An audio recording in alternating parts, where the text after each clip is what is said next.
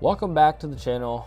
We see across the United States and the world itself a rise in hostility against our churches. We're seeing services being interrupted. We're seeing sanctuaries vandalized. We're seeing churches as a whole just being absolutely bombarded with words and violence. And I want to encourage you that if you're a believer who is being threatened or attacked for your faith, that this is a time for you to step in. Because what we thought was once an unthinkable act or an unthinkable consequence of our faith is now becoming a reality that we're all living in.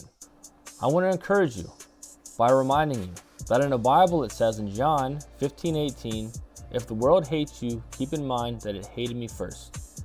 That persecution is not something that's new to the church, but it is the cost of what it means to be a disciple. It is the cost of what it means to stand firm in your faith. It's the cost of what it means to stand up for the values that you believe in. Still, the word gives us a command, regardless of what we see going on around us. In Ephesians 6:13, it tells us to put on the whole armor of God so that you may be able to withstand in the evil day, and having done all to stand. That means to say, this is not the time to shrink back in fear. This is the time to stand up in faith against any opposition. In the face of this violence, we must, as believers and as a church of God, to remain unshaken. In 2 Timothy 1:7, it declares, doesn't say, doesn't encourage us, it declares that God has not given us a spirit of fear, but of power and of love and of a sound mind. This is our foundation, the Word, our God, our belief, our faith. This, what the world would call our weakness, is actually our strength. The message is very clear.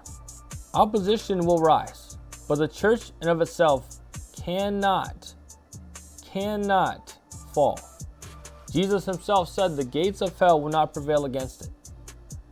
This is the time for us to stand on our faith, to understand and believe that no weapon formed against us will prosper, and that when the enemy comes in like a flood, he will raise up a standard before us, and that we should not shrink back or be roused into our fear, but we should stand firm on the faith and our salvation from Jesus Christ by the God of heaven.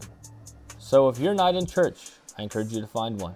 And if you need one in Harrisburg, Pennsylvania, you can come join me at my home church, at Legacy Faith Church, at 104 Roberts Valley Road, Harrisburg, Pennsylvania, where we will teach you, we will equip you, and we will ready you for the times that are at hand. It is not the time to get ready.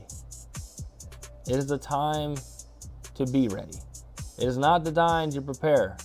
This is the time for you to stand in war against all spiritual principalities and all forces of darkness. Remember, they can strike the church, but they cannot shake the kingdom. Peace out, God bless, and I love y'all.